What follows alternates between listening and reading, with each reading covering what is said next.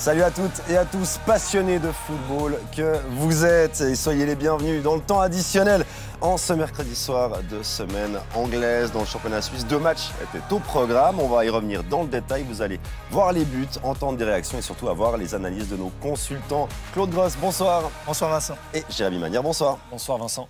Jérémy, du spectacle hier soir entre Zurich et Servette. Ce soir, c'était pas mal non plus. Franchement, on a été servi. On le verra par la suite. De très très beaux gestes, de très belles actions et surtout de beaux buts également. Ça va très très bien commencer hier avec les 2 coups francs du match Zurich-Servette et ça a continué sur cette lancée-là.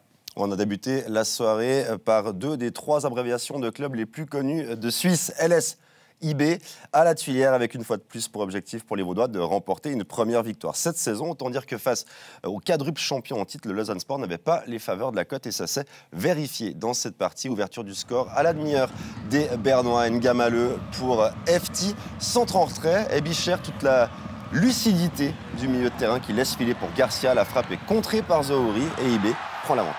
Magnifique action qui est déployée côté droite de la part des Bernois. Et ensuite, on voit vraiment tout l'altruisme des Bicher parce que franchement, cette feinte-là, elle a le poids d'un assist pour moi. Et ensuite, on voit Garcia qui ajuste du haut avec l'aide, il est vrai, de Zohori qui dévie le ballon. Ça va se poursuivre assez rapidement. Claude IB qui est parti très fort. On va voir le 2-0 à la 31e. Ballon d'Ebicher dans le dos de la défense. La vitesse d'Elia qui se défait de Montero pour doubler la mise. Oui, il y a Ebicher qui a beaucoup trop de temps pour jouer ce ballon. Les défenseurs doivent anticiper les courses. Ils ne le font pas, ils ne communiquent pas. Et quand on connaît la vitesse d'Elia, ça va forcément très vite, bien sûr. Mais on ne doit pas se faire prendre comme ça. Et après, à la finition, Elia, c'est parfait.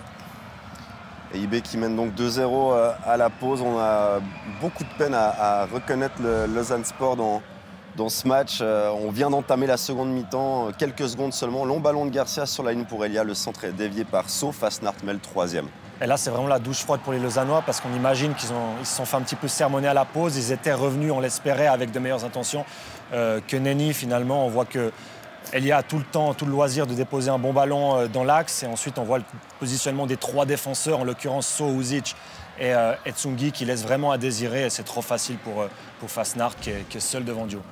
C'est la fête pour les Bernois qui continuent leur festival de buts. Centre de Garcia qui trouve Ngamaleu au 2e poteau. 4e but d'IB, volé par Siebatcheux sur la ligne. Oui, volé. Et encore une fois, j'ai pris de l'avance parce que cette action, elle dure un peu, mais le voilà, le centre de Garcia. Mais volé, il faudrait voir un autre angle. Est-ce qu'il allait vraiment dedans? Siebatcheux dira que non. Oui, il a préféré assurer. C'est une bonne guerre. Mais voilà, mais tout était bien fait. Mais de nouveau, beaucoup trop de liberté pour les Bernois dans la surface de réparation. Et vous l'aurez remarqué, aucune action du Lausanne Sport jusque-là dans ce résumé de cette partie. Les voici, les premières occasions. Je pensais qu'on allait les enchaîner, mais je vous l'annonce. Première occasion du LS à la 80e minute par Ouattara qui est entré en jeu en cours de match, qui va forcer Von Balmos à un premier arrêt dans ce match. Ça a été très très compliqué pour les Lausannois dans cette partie, Jérémy. Oui, du début à la fin, on a vraiment vu 1 voire 2 classes d'écart entre les 2 équipes. IB qui est probablement la meilleure équipe du championnat. Ça se discute peut-être avec le FC Bâle et Lausanne qui actuellement est vraiment peut-être la moins bonne. Seconde opportunité pour Ouattara dans ce surnombre Idekal, Nguessan et Von Balmos encore. Alors, pas forcément fait les bons choix, mais voilà, c'était les 2 occasions du LS. Ouais, l'angle n'était pas facile sur cette action, mais l'entrée de Ouattara et l'entrée d'Amdouni a amené quand même autre chose du côté du LS. Alors bien sûr que le match est plié, que Berne peut-être fait un peu moins, mais j'aimerais voir ces joueurs qui amènent beaucoup de vitesse, contrairement peut-être à Georges devant qui sert de pivot, mais on a de la peine à le trouver. Et derrière, il ne garde pas toujours le ballon et problème de vitesse. Donc voilà, on est surpris de ne pas voir ces joueurs comme Ouattara et Amdouni qui marquent à chaque match, de ne pas les voir d'entrée. Ouais, Jérémy, on n'a pas spécialement apprécié la performance de Georges en attaque à Lausanne. Non, alors on s'acharne un petit peu quand même de week-end, de semaine en semaine, parce que c'est un joueur qui forcément est venu avec son lot d'attentes et d'espérances pour les fans lausannois. Mais malheureusement, c'est un joueur qui joue actuellement sur 6 mètres carrés. Donc c'est compliqué de le trouver parce que si le ballon n'est pas précis, il n'est pas assez mobile pour effacer l'imprécision de son adversaire. Et c'est vrai qu'à part de haut but, comme l'a dit Claude, c'est compliqué de le faire jouer avec ses qualités parce que dans la profondeur, ce n'est pas possible. Et techniquement, il n'est pas au niveau pour l'instant. En tout cas, c'est peut-être un manque de confiance également. Mais il est en surpoids et le LS ne peut pas compter sur des joueurs comme ça pour sortir de cette situation. On a vu ces deux occasions lausannoises alors qu'IB menait 4-0. Les champions en titre qui vont donc enfoncer le clou pour s'assurer de terminer ce match tranquillement. 85e, Mambimbi qui a lui aussi fait son entrée en jeu, qui va servir Fastnart pour terminer le travail. Voilà, on a parlé des difficultés défensives du LS. Il faut aussi relever la qualité d'IB dans ce match. Oui, alors il y avait des espaces, mais la finition de Fastnart est magnifique. Alors il n'y a plus de pression, tout est facile. Voilà, mais cet extérieur du pied est magnifique. Joe, il a anticipé au deuxième poteau, parce qu'il faut faire un choix à cette distance. Si vous n'anticipez pas, c'est difficile. Mais la finition est magnifique, comme toute l'action d'ailleurs, mais grandement facilitée par les errances lausannoises. Et là, on pensait que le score était scellé. Eh bien non, une erreur défensive, une erreur de vision d'Uzic qui joue en retrait. Kanga qui va enfin marquer son premier but en championnat avec IB. Ça va lui faire du bien. Ça va pas faire du bien forcément à Uzic. Tout à fait. Kanga qui attendait vraiment ce premier but, qui profite de cette imprécision technique de la part de Uzic, qui par ailleurs réalisait quand même, malgré le début de saison un peu moribond des Lausannois, un bon début de saison à titre personnel. Mais là, sur ce coup-là, ça passe en retrait, manque de puissance, de précision, et c'est Kanga qui peut en profiter et lancer sa saison. Et en fin de rencontre, Lausanne qui va marquer ce qu'on peut appeler, certains appellent ça le but de l'honneur sur corner. Amdouni qui est entré en jeu, qui inscrit ce 6-1. Score final cette fois-ci, Claude. Voilà, l'addition, elle est salée pour Lausanne. Si on doit relever quelques éléments positifs à retirer de cette partie, c'est quoi? Alors déjà le but d'Amdouni, parce que pour la confiance... c'est bon pour un attaquant de marquer, même si c'est en fin de match, même non, c'est important. Faut chercher du positif où vous pouvez. Et je crois que les changements ont amené quelque chose malgré tout. Et comme j'ai dit, Borenovic, il faut qu'il dorme, faut qu'il oublie ce soir, qu'il dorme et que demain réfléchisse à trouver des solutions, parce qu'il y aura toujours du positif à tirer. Tout n'est pas toujours tout noir. Après le match, forcément, vous ne voyez plus la lumière, mais demain, ça ira mieux. Et il y a un derby qui arrive, malheureusement, où j'ai envie de dire heureusement dans 3 jours. Peut-être que ça peut créer un déclic à Lausanne. Au moins, il n'y aura pas le temps de gamberger. Ouais, Claude le rappelle, prochain match, c'est ce derby à Servette samedi. Comment enchaîner, comment se relancer après avoir pris ça? On rappelle que le LS restait sur 3 bons matchs nuls. Certains ont parlé de matchs encourageants. Là, il n'y avait rien. Là, effectivement, ça a été très, très compliqué aujourd'hui. Il faut appeler un chat un chat. Lausanne n'a pas montré grand-chose, à part sur les 15 dernières minutes, par l'intermédiaire de quelques joueurs à titre individuel. Mais là, comme l'a dit Claude, je pense qu'il faut vraiment oublier cette performance. De toute façon, les 3 points, ils n'étaient pas budgétisés en début de saison face à un adversaire comme IB. Par contre, voilà, il y a un derby pour se relancer, avec une affiche, avec un peu de tension à la clé. Et c'est peut-être la bonne occasion, justement, d'effacer un petit peu ce début de saison compliqué de la part des Lausannois, en allant peut-être gagner justement à Servette. Ça va sûrement être confirmé, évidemment, en début de saison compliqué pour le LS par les réactions recueillies à la Tuilière. On débute par les réactions lausannoises. C'est une soirée oubliée. Clairement, c'est une soirée oubliée. On est passé pas à côté de notre match, je dirais pas à côté de notre match. En première mi-temps, on a manqué d'agressivité. En deuxième mi-temps, on revient 1 minute de jeu, ils nous punissent directement. À nous de se faire pardonner. On a un derby à gagner à Servette ce week-end. À nous de bien récupérer et de se préparer pour le derby. Avant de se projeter sur le derby, on aimerait comprendre ce qui s'est passé, parce qu'on avait vu du mieux. Petit à petit, on voyait Lausanne qui gagnait en confiance, qui s'améliorait dans le jeu. Contre Bâle, il n'y a pas si longtemps, avec beaucoup d'agressivité. Ce qui s'est passé ce soir. C'est sûr, ce qu'on a fait avant, c'est pas à jeter. C'est un match à oublier. On oublie ce match-là. On a 2-3 jours pour récupérer et se préparer. Et comme j'ai dit, on a un derby pour faire se pardonner par les supporters. À nous d'aller à Genève et gagner. C'est le message que vous avez passé. On vous a vu discuter justement avec vos plus fervents supporters à la fin du match. Clairement, ça leur tient à cœur. Je sais qu'on sait que ça leur tient à cœur. Maintenant, on les a déçus aujourd'hui. À nous de ne pas les décevoir une deuxième fois. Ce match-là, c'est du passé. On se projette sur le prochain match et on y va.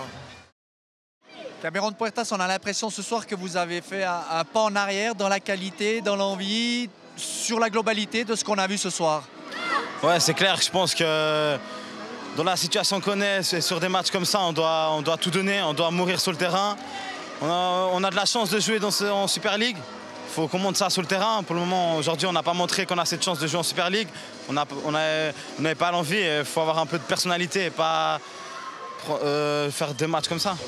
Vous en voulez plus à vous, ou bien finalement la qualité de Young Boys y est aussi pour quelque chose, parce que les premières 10 minutes étaient très très étouffantes. Vous n'avez pas pu sortir quasiment de votre surface de réparation.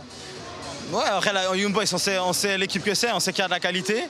Mais c'est pas pour ça qu'on doit reculer dès le début du match. et se laisser faire dès le début du match. On savait qu'ils avaient la qualité, qu'ils allaient venir là, qu'ils allaient venir nous chercher haut les 20 premières minutes. On ne voulait pas rentrer dans leur jeu, mais on est bien rentré dans leur jeu et voilà. Mourinho nous disait il y a quelques minutes à l'interview, voilà, il faut récupérer, il faut se projeter dans le derby. C'est peut-être finalement le meilleur match qui vous attend pour relancer une bonne dynamique. Ouais, c'est clair, c'est sûr que c'est... Il n'y a rien de mieux pour se relancer dans un derby. Et puis je pense que samedi, ce sera un match comme ça qui va nous attendre, avec du monde, avec un Servette qui va venir nous étouffer aussi. Il faudra faire un meilleur match qu'aujourd'hui pour remporter nos premiers 3 points de la saison. On a de la chance d'être en Super League, on doit le montrer sur le terrain. C'est ce que dit Cameron Puertas. C'est vrai qu'à l'issue de cette partie-là, c'est pas le sentiment qu'on peut avoir en ayant regardé ce match-là. Oui, c'est IB en face. J'ai toujours de la peine à penser que les joueurs ne donnent pas tout. Après, ils donnent tout, mais avec leurs moyens et contre IB. Donc, je ne crois pas qu'il y a des joueurs qui sont là et qui ne donnent pas tout. Mais peut-être Lausanne, aujourd'hui, était limité par rapport à IB. À eux de trouver les solutions et au coach pour devenir meilleur. Une réaction bernoise, celle d'Ali Camara, on l'écoute. Compagnie d'un joueur qui a le sourire, comme tous les joueurs de IB ce soir. C'est presque le match parfait réalisé par Young Boys Mohamed Ali Camara. Ouais, tout à fait. Tout à fait. Et voilà, on a préparé ce match très très bien. Et voilà, on a réussi à faire beaucoup de choses positives aujourd'hui, telles qu'offensivement. On a réussi à marquer beaucoup de buts, ce qui nous a été demandé par le coach d'être beaucoup plus efficace et de ne pas encaisser de buts. Et malheureusement, aujourd'hui, une fois encore, on a encaissé un but à la dernière minute, ce qui est un peu difficile encore, tu vois. On doit encore essayer de travailler là-dessus pour ne pas encaisser de but. J'allais vous lancer là-dessus. Jusqu'au bout, la perfection, on sent derrière. Ça vous a passablement énervé, mais en même temps, à 5-0, on a senti un peu de relâchement quand même. Ouais, aujourd'hui, IB, on marque beaucoup plus de buts, mais on encaisse encore beaucoup plus de buts. Et aujourd'hui, le travail, c'est de ne pas encaisser de buts. On est en train de travailler là-dessus. Aujourd'hui, on voulait faire une défense parfaite, mais à la dernière minute, on encaisse un but sur un coup de pied arrêté. Ça fait un peu mal. On a l'impression qu'à chaque sortie, vous franchissez un palier. Vous le sentez aussi, vous progressez de sortie en sortie. Oui, nous sommes en train de travailler tous ensemble avec le staff et tout. Et voilà, aujourd'hui, nous savons tous qu'on est en train d'évoluer tous ensemble. Et voilà, je pense qu'à la fin de la saison, tout le monde s'est satisfait. L'autre match de la soirée voyait un FC Bâle en déplacement. Alors Saint-Gall, c'est pas le Kazakhstan, mais quand même, les Bâlois avaient l'occasion de prendre la tête du classement après le match nul du leader zurichois hier soir, alors que Saint-Gall dégringole gentiment au classement. Voyons ce qui s'est passé dans cette partie avec l'ouverture du score au quart d'heure des Bâlois. Lopez pour Millard qui trouve chanceusement, on l'a dit, Cabral qui ne se pose pas de questions, ça fait 1-0. Oui, il cherchait plutôt Ndoye qui fort heureusement... lui était hors jeu, pas Cabral. Donc voilà, Cabral il jaillit derrière le Schinger pour aller finir proprement. Hein. Avec Cabral, c'est souvent goal dans cette position. Saint-Gall qui ne joue pas ce match en victime et qui se procure de nombreuses occasions dans cette première période. Jérémy, on va voir ici la frappe de Schubert qui termine sur le poteau, qui rebondit dans le dos de Lindner et qui ne termine pas au fond. C'est pas passé loin. C'est ça, là vraiment les Bâlois peuvent s'estimer heureux parce que la prise de balle pied gauche et la frappe instantanée de Schubert est excellente. Elle manque un petit peu de précision, malgré le fait qu'elle rebondisse ensuite sur le dos de Lindner. Les Bâlois vraiment ont de la chance sur ce coup-là. Le geste de l'Autrichien était intéressant. Et geste intéressant, voire même de grande classe, celui de Millard qui élimine une forêt de défenseurs avant de frapper. Parade somptueuse de Ziggy, Jérémy. Franchement, c'est incroyable. Hein. Main opposée, d'abord la frappe, non, même d'abord le double contact de Millard, il est beau.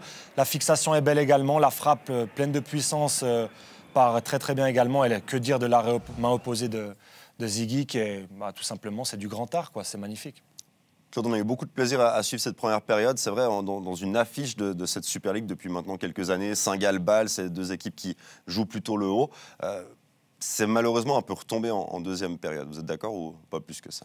Oui, clairement, Saint-Gall a été bon en première mi-temps par rapport à ce qu'ils ont fait sur les derniers matchs. On pouvait craindre pour Saint-Gall, mais Saint-Gall a refait, je dirais, du Saint-Gall. Bien sûr, il a manqué un peu de précision, un peu de justesse, on a vu, mais Bâle était en difficulté après le but. Les dernières 30 minutes de la première mi-temps étaient difficiles pour Bâle. Mais Saint-Gall n'a pas réussi à trouver la faille. Une jolie occasion bâloise dans cette seconde période, celle de Frey, Fabian Frey, servi par Petretta. C'est presque parfait, à quelques centimètres près, Claude. Oui, à quelques centimètres, c'est là-bas. Mais c'est vrai que Ziggy semblait battu. La frappe est spontanée, elle est magnifique.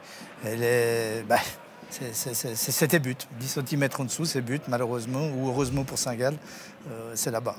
Et maintenant, la scène qui va faire passablement parler, spécialement dans les médias saint-gallois à l'issue de cette partie. Béziot qui part en contre, qui va affronter Lindner. Il est juste bousculé, c'est l'impression qu'on avait en voyant le direct. Tout à fait, à vitesse réelle, c'est vraiment pas très clair. On s'est dit que Petra joue bien le coup à l'expérience, mais si on s'arrête sur ce ralenti-là, je vois pas comment c'est possible de pas siffler pénalty, ou en tout cas de pas recourir à la VAR.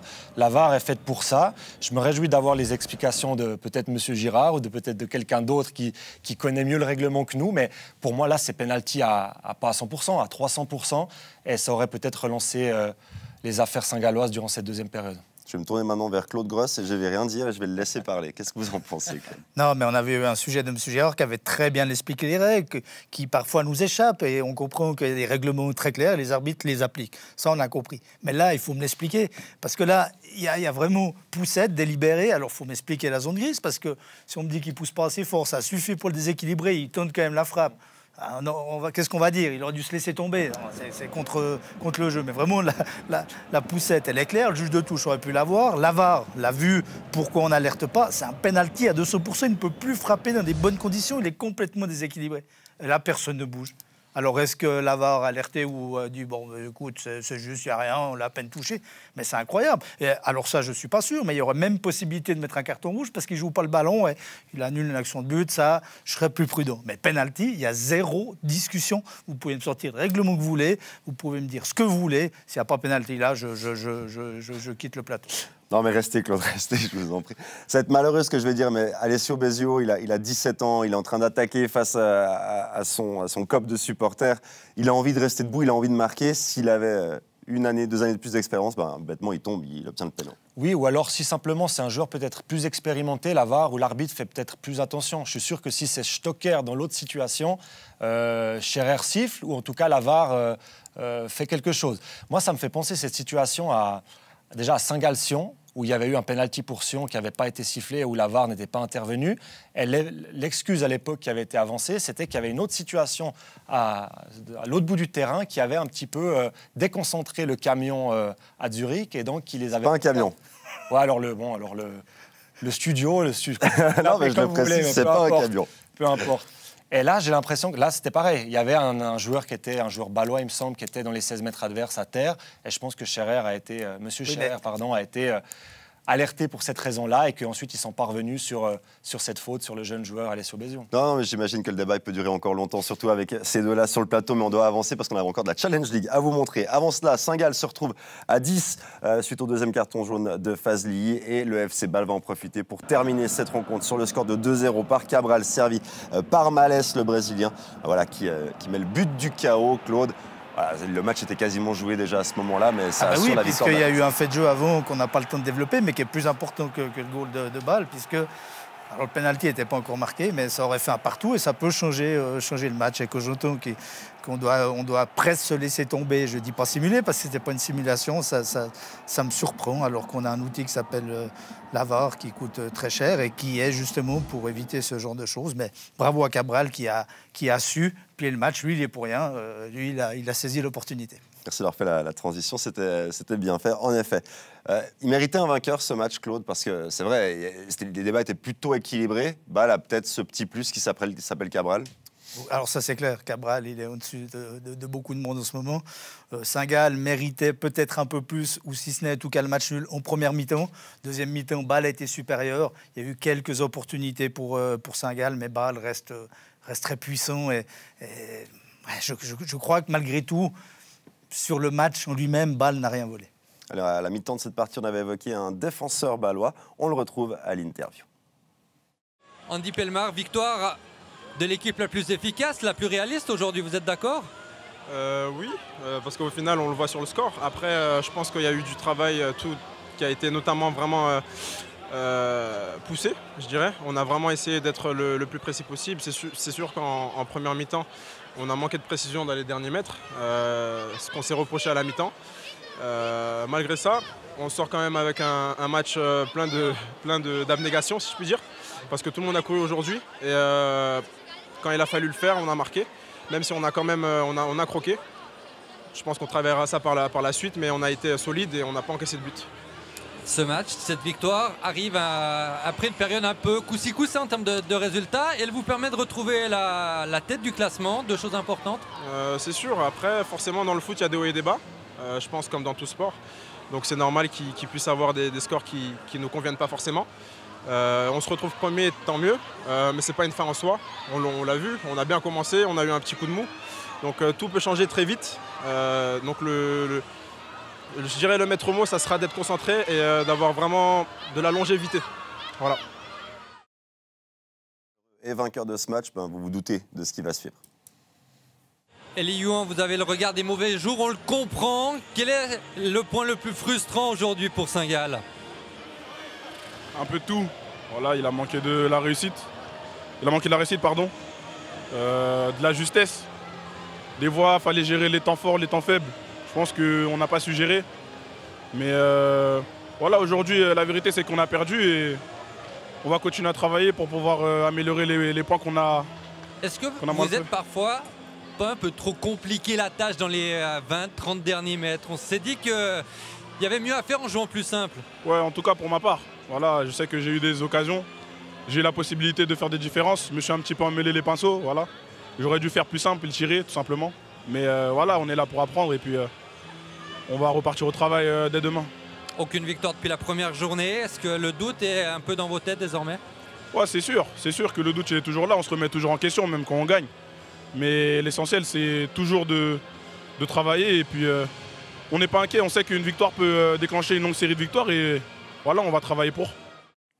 Saint-Gall qui est toujours à la recherche de cette victoire après celle d'ouverture de saison face au LS. Le gros coup dur dans ce match-là, en plus de la défaite, évidemment, c'est l'absence, blessure de Diakité dans cette partie. Ouais, on espère que ça ne sera pas trop grave, parce que pour moi, c'est le meilleur joueur de Saint-Gall sur ce début de saison. Cette sentinelle, fort techniquement, costaud physiquement, il fait un bien fou à cette équipe. Alors, ça ne se ressent pas en termes de résultats, parce que les résultats ne sont pas bons. Par contre, Saint-Gall est déjà en difficulté avec lui. On n'ose même pas imaginer comment ça sera sans lui s'il devait manquer à cette équipe durant les prochaines semaines. Allez, on récapitule les résultats connus de cette 7e journée de Super League qui s'étale sur 3 soirées. Hier soir, Zurich et Servette se sont quittés sur le score de 2 partout. Le carton d'IB à la Tuilière face au LS 6-1. Victoire de Bâle au Kibun Park 2-0. Demain, 2 matchs simultanés à 20h30. Lugano à Getse, Sion, Lucerne. Au classement, les enseignements. Pas de classement. Très bien. Oui. Au classement, les enseignements de cette journée, de cette soirée. Bâle prend la tête devant Zurich avec un petit point d'avance. IB est passé devant Servette, IB qui compte un match en moins. Et puis en toute fin de classement, autre enseignement, eh bien, le LS est désormais lanterne rouge. Lucerne jouera demain et pourra même prendre de l'avance sur les Vaudois. Il y avait également de la Challenge League ce soir avec un match de fond de classement entre Kriens et Yverdon. 2 équipes décrochées aux 9e et 10e places. Et enfin, Yverdon va connaître les joies de la victoire. Victoire 2-0 au Kleinfeld par Kalesic à la 5e et Elouette à la 78e.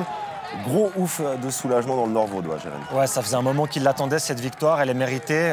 Ils étaient déjà passés très très proches contre Haro. Ils s'étaient fait rejoindre à la dernière minute alors qu'ils auraient mérité peut-être de l'emporter. Et finalement, c'était un match hyper important. Un match, même si ça fait cette journée, un match à 6 points parce que Kriens est le prétendant numéro 1 peut-être actuellement à la relégation. Et ils ont super bien abordé ce match et ils ont très très bien géré leur avantage avant de doubler la mise par Alan Elouette. Claude Gross, il y a Uli Forte qui est arrivé à la tête de cette formation. Il y a eu quelques matchs nuls, il y a une solidité défensive qu'il n'y avait peut-être pas avant. Victoire en coupe 3-0 contre Ville. Et là, ils décrochent leur première victoire. Ça avance gentiment quand même le travail de Forte. Alors oui, je pense que la victoire en coupe était importante. Pas pour la qualification ou pour aller gagner la coupe, quoique tout est possible, mais surtout pour se donner la confiance, montrer que c'est possible au championnat, puis c'était contre Ville. Et surtout, effectivement, comme dit Jérémy, c'était un match très très important parce que Yverdon, j'espère, va remonter un peu au classement, mais priorité, c'est s'éloigner un peu de cette dernière place. Et enfin, cette première victoire qui va faire, j'imagine, beaucoup de bien. Et on termine ce tour des terrains helvétiques avec un duel 100% roman entre Xamax et le Stade Lausanne-Ouchy. Le SLO avait l'occasion de revenir à la hauteur des Neuchâtelois en cas de victoire. Neuchâtel pouvait de son côté prendre les commandes du championnat en s'imposant. Mal parti pour le SLO avec ce but contre son camp de poste. Neuchâtel va s'imposer dans cette partie. Victoire des Xamaxiens 3-1 dans leur maladière. Jérémy, c'est difficile peut-être pour le SLO d'enchaîner. On se souvient de ce résultat incroyable face à Sion en coupe il y a quelques jours. Et puis là, il faut aller jouer Xamax, une équipe que vous connaissez bien, le SLO. Et surtout, Xamax est une très très belle équipe. Ils ont bien recruté intelligemment cet été. Ils sont en confiance. Ils restaient sur une belle performance contre Lugano. Je peux confirmer parce que j'y étais. Ils auraient même mérité de l'emporter à mon sens. Et finalement, voilà, ça confirme leur très très bon début de saison et qu'ils vont, je l'espère et je le pense, jouer les avant-postes jusqu'en fin de saison. Elle est un peu folle hein, cette saison de Challenge League, Claude. C'est difficile de savoir qui va se détacher en tête. Là, il y a Neuchâtel qui repasse au sommet de la hiérarchie. Oui, à chaque fois qu'une équipe passe en tête, elle perd derrière ou elle garde des points. C'est un peu à toi, à moi. Donc maintenant, Neuchâtel qui a repris sa première place. La défaite était à Winterthur, se fait. Ouais. Donc il n'y a rien de honteux à perdre à Winterthur. On sait que c'est compliqué. À Neuchâtel de reprendre sa marche en avant pour avoir suivi quelques matchs. C'est vrai que Neuchâtel est impressionnant et un des gros favoris. Bien sûr, ils ne sont pas les seuls, mais ça sera à eux de gérer leur saison pour atteindre l'objectif qui est, je l'espère, la promotion. Ouais, on l'espère évidemment, retrouver des clubs romans en Super League, on est toujours pour. Et on a vu que c'était un doublé de Mafuta qui permet à Neuchâtel de s'imposer 3-1 entre autres. Les résultats de la Challenge League avec la 7e journée, victoire de Schaffhouse sur Thun 2-1. Victoire de Vaduz face à Winterthur 2-0. C'est celle qui permet à Neuchâtel de repasser devant avec cette victoire 3-1 sur le Stade Lausanne-Ouchy. Yverdon s'impose à l'extérieur face à Clients 2-0. Et puis Arrois a battu Ville 2-0. Au classement, on l'a dit, Neuchâtel qui reprend la tête. Et on va faire rapidement parce qu'on n'a plus beaucoup de temps. Ce qui est important, c'est de retrouver le SLO, la 6e place. Et Yverdon qui s'éloigne de la place de Lanterne Rouge qui est toujours dans les mains de Clients. Prochain studio demain, on l'a dit, avec 2 parties en simultané, Sion-Lucerne et Lugano-Getse. Vous avez rendez-vous à 20h sur Blue Sport. Et évidemment, vous le savez, c'est le lieu où vous pouvez voir tout ce qui se passe sur la planète football, en particulier le football suisse. Merci beaucoup, Claude Gross, d'avoir été des nôtres. Avec grand plaisir. Merci beaucoup, Jérémy Manière. Merci à vous. Merci à vous de nous avoir suivis. On vous souhaite une excellente fin de soirée sur Blue Sport. Bye bye.